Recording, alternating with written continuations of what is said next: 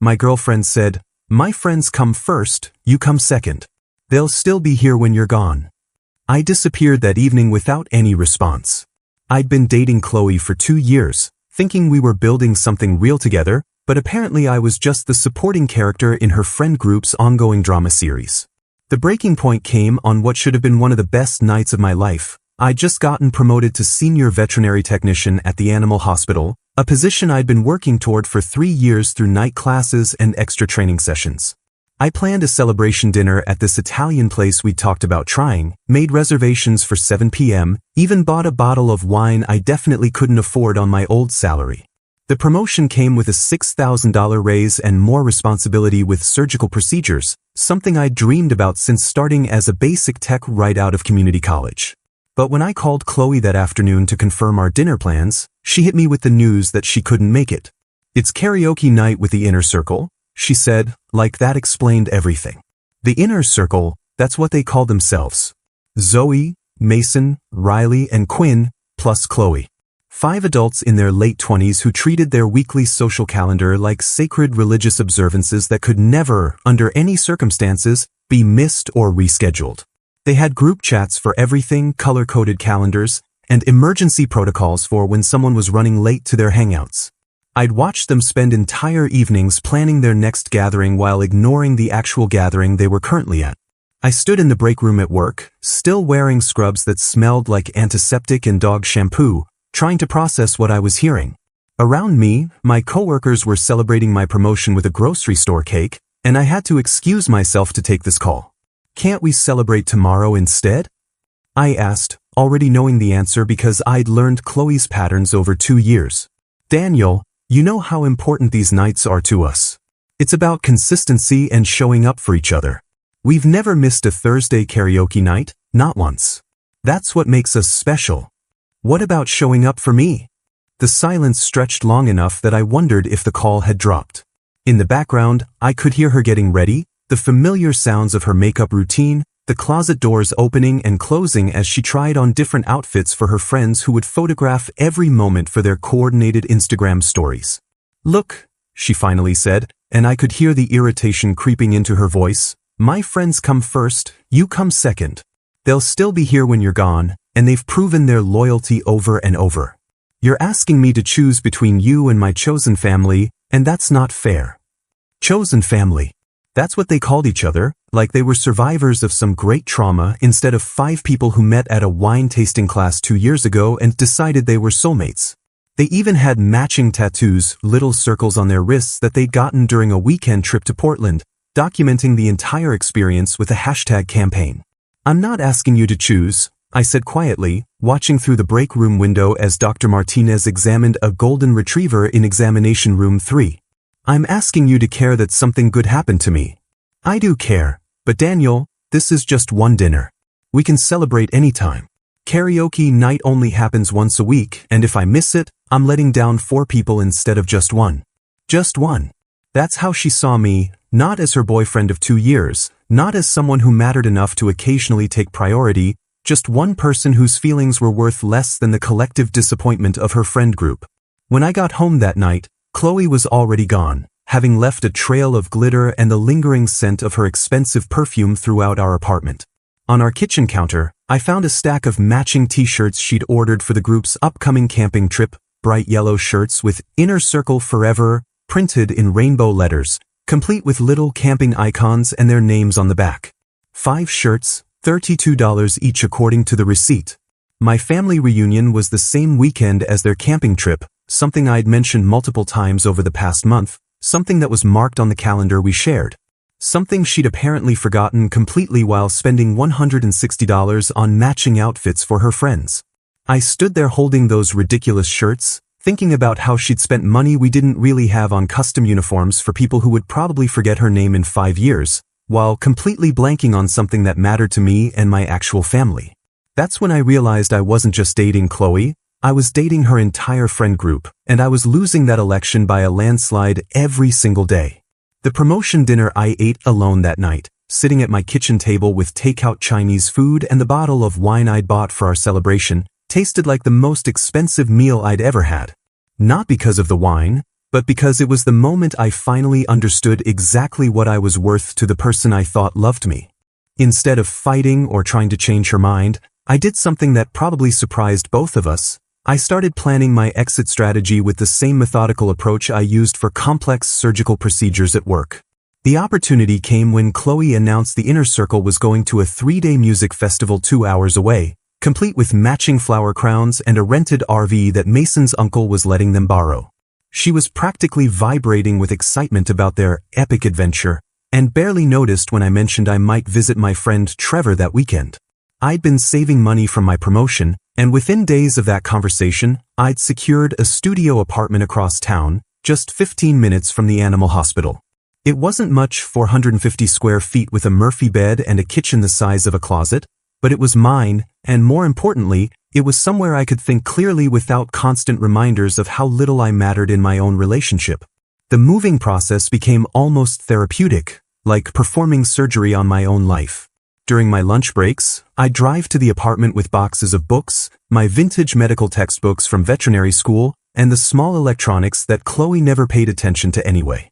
She was so absorbed in planning festival outfits and coordinating group chat logistics that she didn't notice my systematic removal of everything that mattered to me. Trevor helped with the larger items, my motorcycle that I'd restored myself, the leather couch I'd bought secondhand and spent weekends conditioning back to life, my desk with all the veterinary journals I collected like other people collected magazines. "You sure about this, man?" he asked as we loaded the bike into his truck. "She doesn't even know you're leaving." "She made it pretty clear where I stand," I said, securing the tie-downs with probably more force than necessary. "I'm just accepting the reality she already established." Trevor had watched this relationship from the beginning, had seen how I gradually became less and less present at our own hangouts because Chloe always had some inner circle emergency that required immediate attention. He'd stopped asking me to join him for weekend activities because the answer was always the same: Chloe had plans with her friends. "What are you going to tell her?" "Nothing," I said and realized I meant it. "She told me they'll still be here when I'm gone." I'm just making that prediction come true. The night before they left for the festival, I packed my final box while Chloe was at Quinn's apartment for what she called festival prep, but was really just an excuse to drink wine and take pictures of each other in different bohemian outfits. I left my key on her dresser next to a handwritten letter, not because I owed her an explanation, but because I owed myself the satisfaction of saying exactly what I thought without interruption or argument. "Chloe," I wrote, "you were right about your friends being there when I'm gone. What you didn't realize is that you taught me the difference between being wanted and being needed, and I finally understand that I want to be with someone who actually wants me back. I hope you and the Inner Circle have everything you're looking for. Take care, Daniel." I signed my name, turned off the lights, and walked out of an apartment that had never really felt like home anyway. The next morning, while they were loading their RV with enough supplies for a month-long expedition, I was moving the last of my things into a place where I could finally hear my own thoughts. For the first time in 2 years, I woke up on a Saturday morning without checking my phone to see what group activity I was expected to accommodate. Instead, I made coffee in my tiny kitchen, sat on my leather couch, and read a veterinary journal about new surgical techniques while listening to whatever I wanted on the radio. It was the quietest, most peaceful morning I'd had in longer than I could remember, and I realized that leaving wasn't just about Chloe, it was about finding myself again. The festival ended on Sunday, and by Monday morning, my phone was exploding with notifications like a bomb had gone off in digital space. Chloe had returned to find my key and letter, and apparently the Inner Circle had declared this a 5-alarm emergency requiring immediate mobilization of all available resources. The first wave came from Chloe herself, 17 missed calls, 12 voicemails, and a string of texts that evolved from confusion to anger to what I can only describe as panic. "Daniel, what is this? Call me back right now. This is insane. You can't just disappear like this. We need to talk." Then came the reinforcements. Mason sent me a message at 6:47 a.m. "Dude, what the hell? Chloe's a mess. You can't just abandon someone like this. Be a man and talk to her." Riley followed with, "This is so dramatic, Daniel. Everyone has relationship problems. You don't just run away. Come back and work this out like adults." Quinn opted for the guilt trip approach. "You're destroying our whole group dynamic. Do you realize how selfish this is? Chloe hasn't stopped crying. Fix this. Zoe went straight for character assassination. I always knew you were emotionally unavailable. Poor Chloe deserves so much better than someone who gives up the first time things get hard. What struck me wasn't the messages themselves, but the coordinated nature of them. They'd clearly held a group meeting to strategize how to get me back, assigning each person different emotional manipulation tactics like they were running a military operation. Mason would appeal to my masculinity, Riley would shame me for being dramatic, Quinn would make me feel guilty about their group, and Zoe would attack my character directly. It was almost impressive in its calculated cruelty. But the real escalation began when they figured out where I worked. Mason showed up at the animal hospital during my lunch break, storming into the lobby in his expensive sneakers and designer sunglasses like he was about to negotiate a hostage situation. "We need to talk," he announced to our receptionist, Jennifer, who looked at him like he might be having some kind of medical emergency. "I'm here about Daniel's situation." I came out of the break room to find him pacing near the cat adoption display, and I could see Dr. Martinez watching through the office window with obvious concern. Mason had this way of commanding attention wherever he went, and our quiet veterinary practice wasn't equipped for whatever drama he was bringing. "Mason, what are you doing here?" "What am I doing here? What are you doing, disappearing like some kind of coward? Do you have any idea what you've done to Chloe? She's been crying for 3 days straight." "That's between me and her," I said, keeping my voice low because we had clients in the waiting area with their pets. "No, it's not just between you and her. You've destroyed our entire friend group. Do you think you can just walk away from people who care about you?" The irony wasn't lost on me. The same people who'd never once asked how I was doing during 2 years of being systematically ignored were now claiming they cared about me. "I'm not walking away from anyone," I said. "I'm just not dating Chloe anymore. This isn't how you break up with someone. You don't just vanish. You don't leave cryptic letters. You sit down and have an adult conversation." Mason was getting louder, and I could see Jennifer reaching for the phone, probably ready to call security if this escalated further. "I tried having conversations for 2 years, I replied. She made it clear where I stood. "I'm just accepting what she already told me." He followed me outside, still lecturing me about proper breakup protocol and emotional maturity, apparently unaware that he was proving my point about their group's inability to respect boundaries. The harassment campaign intensified from there. Riley created fake profiles on dating apps, not to match with me, but to send me lengthy messages about how I was running away from real love and needed to stop being so stubborn and prideful. Quinn started showing up at places I'd mentioned going, the coffee shop near work, the bookstore where I bought my veterinary journals, even the motorcycle repair shop where I got my bike serviced. She'd pretend these were coincidental encounters, then launch into speeches about how relationships require compromise and sacrifice. The most disturbing escalation came when they figured out my new address. I came home from a particularly long day dealing with a difficult surgery to find gift bags hanging from my apartment door handle. Inside were items I'd left at Chloe's place, my coffee mug, a sweater, some DVDs, along with handwritten notes from each member of the inner circle about why I needed to come home. Zoe's note was especially manipulative. "Daniel, I know I was harsh before, but that's because I care about you both so much. You and Chloe are meant to be together. Don't let pride destroy something beautiful." The building's security cameras later showed me that they'd been taking shifts watching my building, documenting my schedule like private investigators. Riley had been there at 6 a.m. one morning, Quinn at lunchtime, and Mason during evening hours. They were treating my breakup like a group project that required round-the-clock surveillance and intervention. When I found Zoe trying to slip another note under my door at 2 a.m., I finally contacted building security and started documenting everything with photos and screenshots. The level of obsession was genuinely disturbing, and I realized I hadn't just left Chloe, I'd escaped from something much more toxic and controlling than I'd understood while I was in it. 2 weeks after my great escape, I thought the worst of their campaign was behind me, but I was wrong. They were just getting started with what can only be described as a full-scale intervention ambush. I'd been working a late shift at the hospital because one of our regular clients brought in a German Shepherd with complications from a routine surgery, and by the time I got home it was nearly 10 p.m. I was exhausted, covered in dog hair and antiseptic, looking forward to nothing more than a shower and some leftover pizza. But as I walked into my building's lobby, I found all 5 members of the inner circle waiting for me like some kind of bizarre welcoming committee. Chloe was holding a poster board covered in glitter and photos of us together with "Reasons Why We Belong Together" written across the top in rainbow markers. Mason had his phone out, clearly recording everything for what I later learned was their private Instagram account where they'd been documenting their mission to save Daniel from himself. Riley was clutching a bouquet of flowers that looked like she'd grabbed them from a grocery store display, and Quinn was actually wearing the matching t-shirt from their camping trip, apparently thinking this would trigger some kind of nostalgic response. Zoe stood slightly apart from the group, arms crossed, looking like she was supervising a hostage negotiation. "Daniel!" Chloe practically shouted when she saw me, her voice echoing off the marble walls of the lobby. "We need to talk. All of us. As a family." I stopped in my tracks, genuinely stunned by the audacity of what I was seeing. Somehow, they'd convinced Gary, our building manager, to let them wait inside instead of on the street.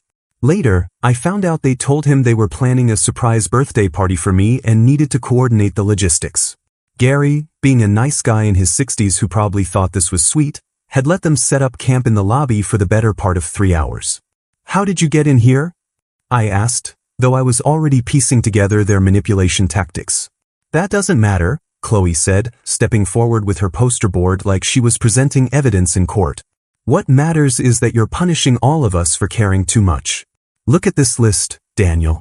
Look at all the reasons we're perfect together." She started reading from her poster. "Number 1, you love my laugh. Number 2, we both like pineapple on pizza. Number 3, you said I was the most beautiful girl you'd ever seen. Number 4, we have the same Netflix password." The list continued for what felt like an eternity, each item more superficial than the last. She'd apparently spent hours crafting this monument to our relationship, but it read like a description of any generic couple rather than something specific to who we actually were as people. Meanwhile, Mason kept his phone trained on my face, clearly hoping to capture some kind of emotional breakdown for their group's social media content. "This is insane," I said, heading for the elevator. "You can't just ambush someone in their own building." "We're not ambushing you," Quinn said, stepping directly into my path with tears streaming down her face. "We're trying to save our chosen family. Don't you understand what you're doing to us? We're falling apart without you." The theatrical crying was something I'd seen Quinn deploy before when she wanted something. She'd done it when Mason refused to change his vacation dates to accommodate her birthday party, and again when Riley started dating someone Quinn didn't approve of. It was emotional manipulation disguised as vulnerability, and I was tired of pretending it was genuine. "You're not falling apart without me," I said. "You barely acknowledged I existed when I was actually around." "That's not true." Riley jumped in, waving her grocery store flowers like a weapon. "We invited you to everything. You just never wanted to participate." "I never wanted to participate in being the designated photographer for your group activities and the guy who paid for dinner when the check came." The elevator arrived and I stepped inside, but Quinn physically blocked the doors from closing with her body. "Please, Daniel, just give us 5 minutes. Let us explain how much you mean to all of us." "You had 2 years to show me how much I meant to you," I said. "The time for explanations is over." Chloe pushed past Quinn into the elevator with me, her poster board crumpled against the wall. "You can't just throw away 3 years like this. We had plans. We were going to move in together officially. We were going to get a dog. We were going to travel to Europe next summer." "You were going to travel to Europe with your friends?" I corrected. "I was going to pay for it." The elevator doors finally closed, but instead of going to my floor, Chloe hit the emergency stop button. For a moment, we were trapped in that small space together, and I could see how genuinely desperate she'd become. Her carefully applied makeup was smudged, her hair was messy, and there was a manic energy in her eyes that I'd never seen before. "I know I messed up," she said, her voice cracking. "I know I took you for granted. But that doesn't mean we can't fix this. People make mistakes in relationships. That's normal. You don't just walk away from someone you love because they made mistakes." "Chloe, you didn't make mistakes. You made choices. Every single time you picked your friends over me, that was a choice. Every time you forgot something important to me while remembering every detail of their lives, that was a choice." I reached around her to restart the elevator. "And now I'm making a choice too. When the doors opened on my floor, building security was waiting.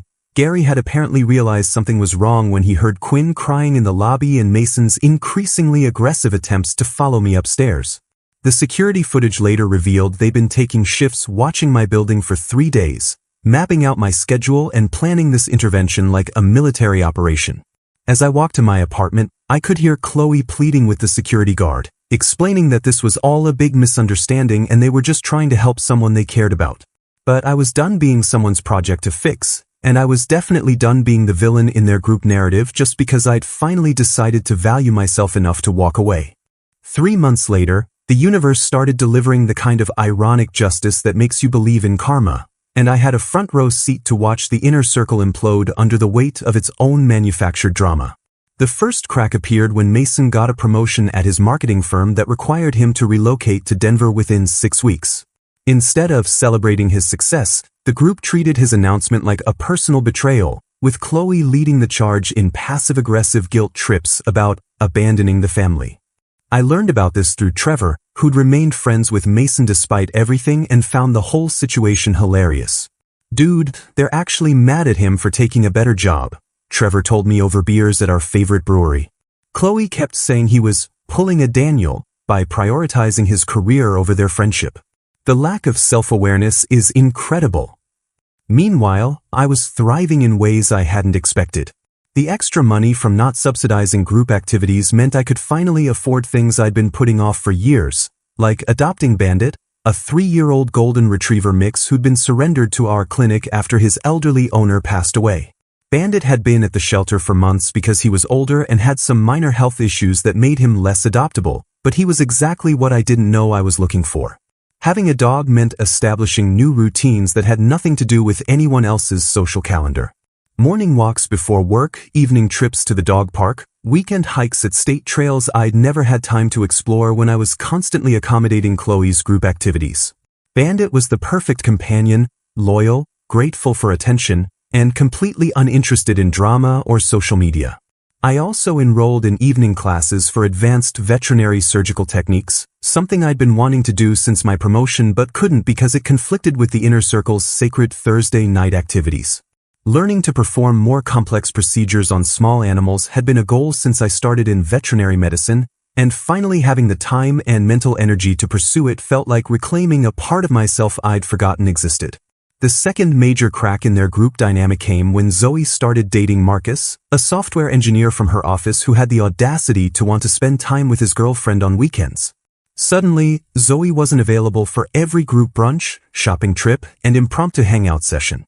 The inner circle's reaction was swift and predictable. They started referring to Marcus as Zoe's phase and making passive-aggressive comments about how relationships shouldn't change people. "It's like she doesn't even care about us anymore," Riley complained to mutual friends, apparently unaware that she was describing exactly what I'd experienced for 2 years. The irony was lost on all of them. They were experiencing firsthand what it felt like to be deprioritized by someone they cared about, but instead of gaining empathy for my situation, they just doubled down on their victim narrative. Quinn started posting increasingly desperate motivational quotes on Instagram about real friends who stick around and loyalty being rare in today's world. Mason, preparing for his move to Denver, grew tired of the constant guilt trips and started missing their weekly gatherings to focus on apartment hunting and job preparation. This triggered another round of group crisis meetings where they analyzed his behavior like he was showing symptoms of a concerning medical condition. The whole thing was fascinating to watch from a distance. They'd built their entire identity around being an unbreakable unit, but the moment real life started interfering with their fantasy, the cracks began showing immediately. While their carefully constructed social ecosystem was collapsing, I was building something actually sustainable. My relationship with Lisa started casually when she began volunteering at the Wildlife Rehabilitation Center where our clinics sometimes referred injured wild animals. She was a middle school science teacher who spent her weekends helping nurse injured hawks and raccoons back to health, and something about her genuine compassion for animals made me want to get to know her better. Our first real conversation happened over an injured owl that had been hit by a car. While I handled the initial medical assessment, she stayed late to monitor its recovery, reading to it from a nature magazine because she'd heard somewhere that familiar voices help traumatized animals heal faster. "You know that's probably not scientifically proven," I said, watching her flip through articles about migration patterns. Probably not, she agreed, but it's not hurting anything, and I like to think it helps. That simple philosophy, doing something kind just because it might help, was so different from the inner circle's performative altruism and social media activism that I found myself looking forward to our weekend volunteer shifts together. Lisa never asked me to prioritize her over my friends, never demanded my attention, never made me feel guilty for having interests outside of our relationship. She had her own life, her own goals, her own circle of teacher friends who got together for hiking trips and book clubs without requiring anyone to sign loyalty pledges or coordinate matching outfits. As her carefully constructed friend group continued fragmenting around her, Chloe entered what I can only describe as a desperate reconciliation phase that would have been pathetic if it weren't so invasive. The 3 a.m. voice messages started in late October, long rambling monologues that arrived while I was sleeping and greeted me like unwelcome ghosts when I checked my phone in the morning. Daniel, I know you're probably asleep, but I can't stop thinking about what you said in the elevator. Her voice would whisper through my phone speaker, slightly slurred from whatever wine she'd been drinking. You were right about me making choices, and I'm starting to understand what you meant. Mason's moving to Denver next week, and Zoe barely talks to us anymore, and I keep thinking about how you tried to tell me this would happen. The messages grew longer and more intrusive as the weeks passed, sometimes lasting 15 or 20 minutes as she narrated her evening routine, brushing her teeth, getting ready for bed, lying awake analyzing every moment of our relationship like she was studying for a test she'd already failed. I was watching Netflix tonight and that show we used to like came on, and I realized I don't even remember what you thought about the ending because I was always on my phone texting the group. That's not normal, is it? I should remember what my boyfriend thought about things. Her sudden self-awareness would have been touching if it hadn't taken losing me for her to develop it. But Chloe wasn't content with just voice messages. She started showing up at places she'd never visited while we were together, places I'd mentioned going to that she'd previously dismissed as boring or beneath her social standards. I'd spot her at the coffee shop near the animal hospital, sitting alone with a book she wasn't reading, clearly hoping I'd notice her and start a conversation. She began frequenting the dog park where I took Bandit for his evening walks, always positioned on a bench with perfect sight lines to the main entrance, pretending to be absorbed in her phone while obviously scanning for my arrival. The most uncomfortable encounter happened at a veterinary supplies store downtown where I'd gone to pick up some specialized surgical equipment for the clinic. I was comparing prices on different suture materials when I heard familiar crying coming from the reptile section. Chloe was standing in front of a display of terrarium accessories, tears streaming down her face as she stared at a collection of ceramic water bowls.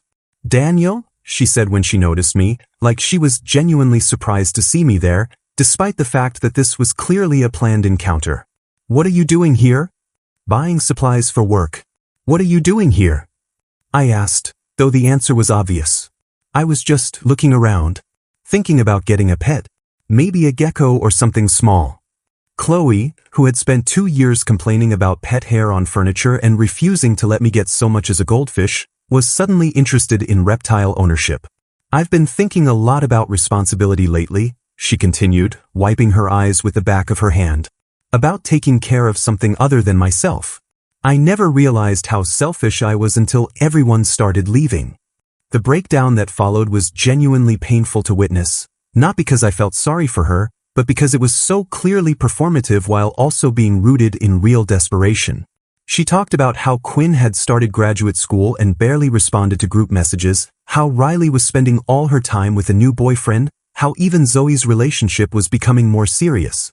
You were right about everything, she sobbed in the reptile section while an employee pretended not to notice the drama unfolding near the gecko habitats.